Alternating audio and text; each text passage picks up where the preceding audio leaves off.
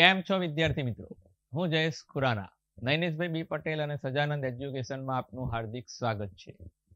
આપણે સૌ જાણીએ છીએ મુજબ આપણે 12 સાયન્સ બાયોલોજીમાં બોર્ડ, ગુજકેટ અને નીટના 2020 થી 2024 સુધી એમ 5 વર્ષ સુધી પરીક્ષામાં પૂછાયેલા MCQ with textbook with solution આપણે કરી રહ્યા છીએ. આજે આપણે ચેપ્ટર નંબર 5 માં બોર્ડ, ગુજકેટ, નીટમાંના બોર્ડના 2020 થી 2024 ના MCQ with solution with textbook જોવાનું છે. તો ચાલો જોઈએ બોર્ડ ચેપ્ટર નંબર 5 ના MCQ.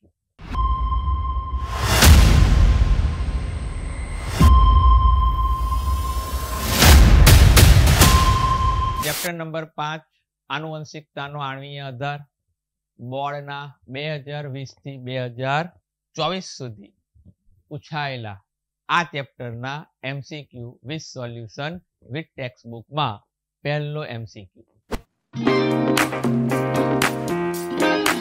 2024 નો RNA પોલિમરેઝ 3 કયા RNA ના પ્રત્યાંકન માટે જવાબદાર છે? એકદમ ઇઝી આન્સર કયો? tRNA. Very good. Page number 94 પર આપણને આ બેઠી લાઈન આપી છે. RNA polymerase 3 RNA polymerase 3 tRNA માટે જવાબદાર છે, એના પ્રત્યાંકન માટે જવાબદાર છે. બીજો ક્વેશ્ચન, ઈ કોલાઈની 60 મિનિટ સુધી વૃદ્ધિ થાય તો વૃદ્ધિ પછી પ્રાપ્ત થતા DNA માં હલકા અને સંકરિત DNAનું ધનત્વ પ્રમાણ અનુક્રમે કેટલું હશે? આ થિયરી છે આપણી ચોપડીમાં સ્ટાલ અને મિશેલ્સનના પ્રયોગની, જેમાં એણે 20 મિનિટ, 40 મિનિટ, 60 મિનિટ, 80 મિનિટમાં ઈ કોલાઈ બેક્ટેરિયાની જે વૃદ્ધિ કરાવી હતી એના ઉપર આ પ્રશ્ન છે. તો આપણે જાણીએ છીએ કે 20 મિનિટે આપણને 2 પ્રાપ્ત થાય છે. એમાં હલકા 0 હોય છે અને સંકરિત 2 હોય છે. 20 મિનિટે. પછી 40 મિનિટે એની સંખ્યા 4 થાય છે, જેમાં હલકા 2 અને સંકરિત 2 DNA પ્રાપ્ત થાય છે. જ્યારે 60 મિનિટે ટોટલ આપણને 8 DNA પ્રાપ્ત થાય છે, જેમાં 6 આપણને હલકા પ્રાપ્ત થાય છે અને સંકરિત 2 પ્રાપ્ત થાય છે. હવે આનો ગુણોત્તર આપણે કરીએ તો જવાબ શું આવશે? 6/2 એટલે 3:1. થિયરી બેઝ ઉપર છે, ચોપડીમાં આપેલું છે, રાઈટ? તો આ રીતે આનો આન્સર આવે છે. ઓકે, તો જવાબ આવશે 3:1. ગુડ. હવે ત્રીજો ક્વેશ્ચન, માનવ શુક્રકોષના બેવડી કુંતુલમય રચના ધરાવતા DNA ની લંબાઈ આશરે ખાલી જગ્યા છે. આપણી ચોપડીમાં બેવડી કુંતુલમય DNA ની લંબાઈ આપી છે. બેવડી કુંતુલમય ટેક્સ્ટ બુકમાં બેઠી લાઈન છે, પણ બેવડી કુંતુલમય DNA ની લંબાઈ કેટલી આપી છે? 2.2 મીટર. પણ અહીં તમને જે પૂછ્યું છે માનવ શુક્રકોષ પૂછ્યું છે. બેવડી કુંતુલમય એનો મતલબ કે કોષ દ્વિકીય હોય, 2n હોય. તો અહીં તમને શુક્રકોષ આપ્યો છે. આપણે જાણીએ છીએ કે શુક્રકોષ એ પ્રજનન કોષ છે, એટલે એમાં એકીય DNA હોય, માટે લંબાઈ 2.2 ની બદલે 1.1 મીટર થઈ જશે. Okay, good. તો આનો આન્સર આવશે A.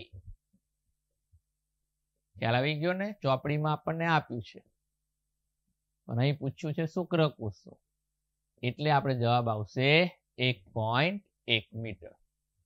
ગુડ. જુઓ, ચોપડીમાં આપણને પેજ નંબર 83 ઉપર આ લાઈન આપી છે. લાક્ષણિક સસ્તન કોષના બેવડી કુંતુલમય રચના ધરાવતા DNA ની લંબાઈ ગણીએ તો લગભગ 2.2 મીટર થાય. બેવડી કુંતુલભાઈ સસ્તનના કોઈ પણ કોષ, પણ શુક્રકોષ એકીય છે એટલે એની લંબાઈ અડધી થશે, એટલે 1.1 મીટર જવાબ આવશે. ઓકે, ચાલો આગળ.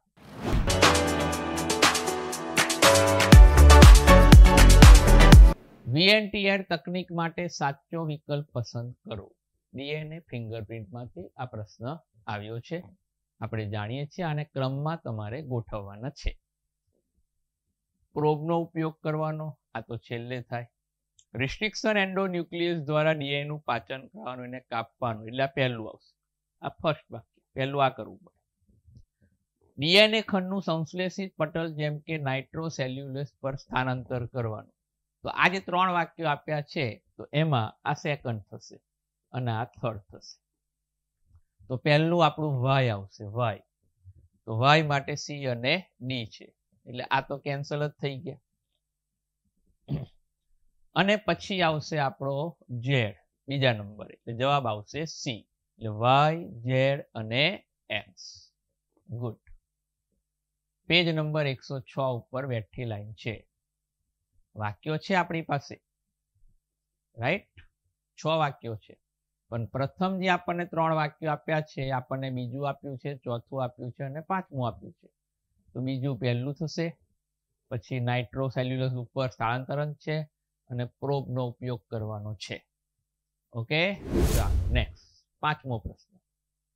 આ પણ બેઠી ચોપડીની લાઈન છે કે ઈ કોલાઈ 4.6 × 10⁶ બેઝ પેર ધરાવે છે, તો તેના સ્વયંજનન દરમિયાન બહુલીકરણનો દર લગભગ કેટલા પ્રતિ સેકન્ડ છે? તો 2000 બેઝ પેર છે. બેઠી ચોપડીની લાઈન છે, બેઠી ચોપડીની લાઈન છે. ઓકે, 2000 બેઝ પેર પ્રતિ સેકન્ડ છે. ચાલો નેક્સ્ટ. આ પણ આપણને પોલિમરેઝ બેઠી ચોપડીની લાઈન આપેલી જ છે. પી અને ક્યુ જોવાનું છે, પી અને ક્યુ. તો RNA પોલિમરેઝ 1 એ શું કરશે?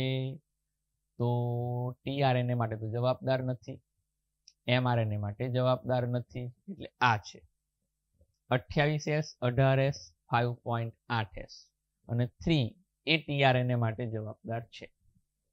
ઓકે બેટા, તો P અને Q માટે, એટલે આન્સર આવશે ડી. બેઠી ટેક્સ્ટબુકની લાઈન છે, રાઈટ? બેઠી ટેક્સ્ટબુકની લાઈન. પોલિમરેઝ 1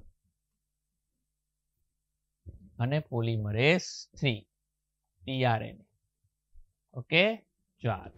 7મો પ્રશ્ન. આમાં આપણે સાચું ખોટું ગણવાનું છે. આ જનીન સંકેત ઉપર પ્રશ્ન છે. જનીન સંકેતના ગુણધર્મ છે અને જનીન સંકેતનું જે કોષ્ટક આપ્યું છે એના પરથી આ પ્રશ્ન આવ્યો છે. સાચું ખોટું આપણે જણાવવાનું છે. તો પહેલું વિધાન છે ફિનાઇલ એલેનિન એમિનો એસિડ 3 કરતા વધારે સંકેતો દ્વારા નિશ્ચિત થાય છે. ના, આ ખોટું છે, કારણ કે 2 સંકેતો માટે એ નિશ્ચિત થાય છે. એક UUU અને બીજું UUC. એટલે 3 કરતા વધારે નહીં, 2 જ માટે ખોટું. સંકેત tRNA ઉપર સતત વંચાય. ના, tRNA ઉપર નહીં, mRNA ઉપર સતત વંચાય. UUC ફિનાઇલ એલેનિન નું સંકેતન કરે છે. સાચી વાત છે, જો આપણે લખ્યું છે UUC ફિનાઇલ એલેનિન નું સંકેતન કરે છે, માટે આ સાચું છે. પહેલા બીજા ખોટા છે, પહેલું બીજું ખોટું છે, પહેલું બીજું ખોટું છે. આ ડી માં જઈ ગયું. પહેલું બીજું ખોટું છે, ત્રીજું સાચું છે. અને મિથિયોનિન માટેનો સંકેત AUG છે, આ પણ સાચું છે. એટલે આન્સર આવશે ડી. પહેલા બીજા 2 ખોટા અને ત્રીજો ચોથું સાચું. જુઓ ચોપડીમાં બેઠી લાઈન છે. mRNA ઉપર સતત વંચાય. UUU ફિનાઇલ એલેનિન નું સંકેતન કરે છે. મિથિયોનિન માટે AUG જવાબદાર છે, રાઈટ? અને આ કોષ્ટકમાં આપણને આપ્યું છે ફિનાઇલ એલેનિન, UUU અને UUC 2 જ માટે જવાબદાર છે. ક્લિયર? યસ.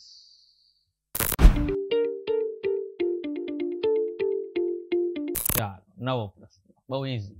લેક ઓપેરોન પરનો ટેમ્પલેટ શૃંખલા પરનો પ્રત્યાંકનનો આધાર બોર્ડ 2022માં. હવે અહીં તમને મૂંઝવણ એવી કરે, પૂછ્યું છે તમને એક્સ વાય શું સૂચવે છે અને અહીંયા આગળ તમને પહેલો વાય આપી દીધું છે, એટલે બહુ ખાસ ધ્યાન રાખવાનું છે. પહેલો વાય છે, પહેલો વાય છે અને આપણને જાણીએ છીએ કે શરૂઆતમાં પ્રમોટર હોય અને પછી સમાપક હોય. તો પહેલું વાય પ્રમોટરમાં આ રહ્યું, વાય પ્રમોટરમાં જે કે જગ્યાએ વાય પ્રમોટરમાં નથી અને એક્સ સમાપકમાં, આ એક્સ સમાપકમાં. રેડી? તો જવાબ આવશે એ. ગુડ. પ્રમોટર અને સમાપક પ્રત્યાંકનની આકૃતિ. ચાલો 9મો પ્રશ્ન. ડીએનએની ટેમ્પલેટ શૃંખલા પર આવેલા એટીજી માટે ટીઆરએનએ ઉપર આપેલા પ્રતિસંકેત શું હશે? તો ડીએનએની ટેમ્પલેટ શૃંખલા હોય બેટા, ડીએનએની ટેમ્પલેટ શૃંખલા હોય અને એના ઉપર એટીજી છે, તો એમાંથી તમારે પ્રથમ શું કરવું પડે? એમઆરએનએ બને. તો એમઆરએનએ ની જે શૃંખલા હશે એ ટેમ્પલેટની પૂરક હોય. યસ. તો અહીં શું થશે? ટેમ્પલેટની પૂરક એમઆરએનએ બનાવવાનો, એટલે એ ની જગ્યાએ આવશે યુ, ટી ની જગ્યાએ આવશે એ અને જી ની જગ્યાએ આવશે સી. ઓકે. હવે ટીઆરએનએ ઉપર કયું હશે? ટીઆરએનએ ઉપર એક કયું હશે? તો ટીઆરએનએ ઉપર હશે યુ ની જગ્યાએ એ આવશે, એ ની જગ્યાએ યુ આવશે, સી ની જગ્યાએ જી આવશે. ઓકે. યસ. તો આ રીતે થાય. અને જો ડાયરેક્ટ તમારે જણાવવું હોય તો મેં તમને અગાઉ જણાવ્યું હતું, તો શું કરવું પડે? ટેમ્પલેટ શૃંખલા પર આપેલો છે તો ટીઆરએનએ ઉપર બેઠી આની કોપી હોય, ફક્ત ટી ની જગ્યાએ યુ થઈ જાય, કેમ કે આરએનએ માં ટી નથી, થાઇમિન નથી, યુરેસિલ છે. તો એ ડાયરેક્ટ પણ આપણે કરી શકીએ અને આ રીતે પણ કરી શકીએ કે ટેમ્પલેટ ડીએનએ ની ટેમ્પલેટ શૃંખલા ઉપર એટીજી છે તો એના આધારે એમઆરએનએ એનો પૂરક બનશે, એ ની જગ્યાએ યુ, ટી ની જગ્યાએ એ, જી ની જગ્યાએ સી અને એમઆરએનએ નો જે સંકેત હશે એનો પ્રતિસંકેત ટીઆરએનએ ઉપર હશે, એટલે ટીઆરએનએ પર એનો પૂરક હશે, એટલે કે ટીઆરએનએ પર યુ ની જગ્યાએ એ ની જગ્યાએ યુ, સી ની જગ્યાએ જી.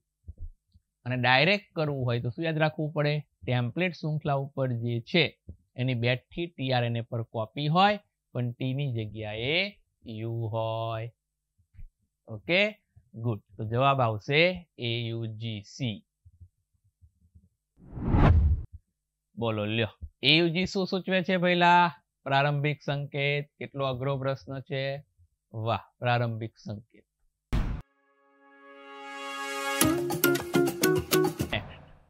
જીનોમ કોડિંગ અને નોન કોડિંગ ને જાણી તેના કાર્યો નિર્ધારિત કરવાને શું કહેવાય? બેઠી આપણ ચોપડીની લાઈન જ છે, સિક્વેન્સ એનોટેશન કહેવાય.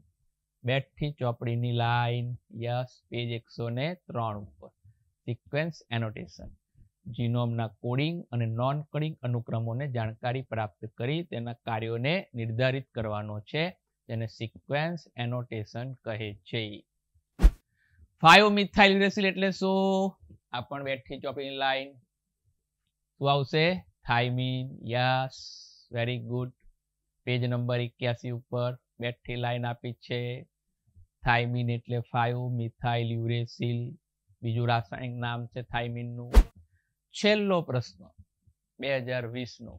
એન ગ્લાયકોસિડિક બંધ ધરાવે છે. કોણ ધરાવે? ડાયસેકેરાઇડ થોડો ધરાવે, ડાયપેપ્ટાઇડ પણ ન ધરાવે, ટ્રાયગ્લિસરાઇડ ન ધરાવે. કેમ કે આ છે કાર્બોદિત, આ છે પ્રોટીન અને આ છે લિપિડ. પણ આ તો કોના માટે બંધ છે? ન્યુક્લિક એસિડ માટેના, ન્યુક્લિયોટાઇડ માટેના. એટલે જવાબ આવશે ન્યુક્લિયોસાઇડ, ડી. ઓકે. જવાબ આવશે ડી. પેજ નંબર 80 બેઠી ચોપડીની લાઈન. એન ગ્લાયકોસિડિક બંધ દ્વારા જોડાઈને ન્યુક્લિયોસાઇડ બનાવે છે. જોયું ને વિદ્યાર્થી મિત્રો? ચેપ્ટર નંબર 5 ના 2020 થી 2024 બોર્ડના MCQમાં ત્રણેક પ્રશ્નો આપણે એવા જોયા 13 માંથી કે જે થિયરી બેઝ ઉપર હતા. બાકી બધા જ બેઠી ચોપડીની લાઈવ. તો હવે બીજો એક આપણે વિડીયો બનશું આનો ગુજકેટ અને નીટ માટે. ત્યાં સુધી બધાને જય સ્વામિનારાયણ. આવજો.